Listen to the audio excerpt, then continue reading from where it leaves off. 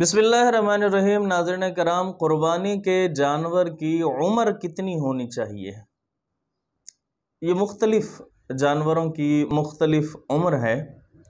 قربانی کے لیے جو جانور جن کی قربانی کر سکتے ہیں ان میں ہے اونٹ، گائے، بیل، بھینس، بھینسا اسی کے حکم کے اندر ہیں، اور اسی طرح سے بکرا، بکری، دمبا، بھیڑ، ان جانوروں کی قربانی کی جائے گی، اور ان کی عمریں بھی مختلف ہوں گی۔ اور وہ عمریں کیا کیا ہوں گی ان کی، میں ایک ایک کی علیحدہ سے ذکر کر رہا ہوں۔ اونٹ اگر ہے، اونٹ کی قربانی، تو اونٹ کی عمر 5 سال ہو، 5 سال اونٹ کی عمر ہو تو اس کی قربانی کی جائے گی، اس سے کم کی نہیں۔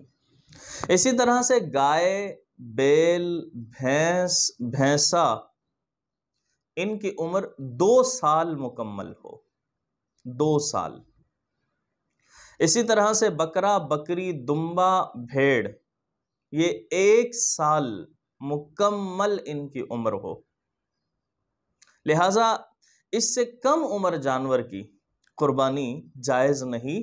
ہاں، البتہ بھیڑ اور دمبا اگر اتنے صحت مند ہوں، صرف یہ بھیڑ اور دمبے کے بارے میں حکم ہے کہ اگر وہ اتنے صحت مند ہوں اور فربا ہوں اور وہ 6 ماہ کے ہوں، 1 سال ان کی عمر مکمل نہ ہو، لیکن جب ان 6 مہینے والے بھیڑ یا دمبوں کو 1 سال والوں کے ریوڑ میں چھوڑ دیا جائے تو دیکھنے سے معلوم ہوتا ہو کہ وہ بھی 1 سال کے ہی ہیں، تو ایسوں کی قربانی جائز ہے۔ یہ صرف بھیڑ اور دمبے کے لیے حکم، تو اس کی قربانی کر سکتے ہیں، قربانی اس کے لیے جائز ہے۔ قربانی کے جانور کی عمر پوری ہونے کی نشانی کیا ہے؟ اس کی ایک عام سی نشانی جو بہت معروف ہے وہ یہ کہ اس کے سامنے کے 2 دانت سامنے کے نکلے ہوں گے۔ اب ایسا جانور کہ جس کے 2 دانت نہ نکلے ہوئے ہوں سامنے کے، لیکن عمر پوری ہے، عمر اس کی پوری ہے، تو ایسا جانور قربانی کر سکتے ہیں، اس کی بھی قربانی جائز ہے اگر کسی کے دانت نہ نکلے ہو، چونکہ یہ ایک تسلی بخش معاملہ ہو جاتا ہے کہ ہاں اب بالکل مطمئن ہے۔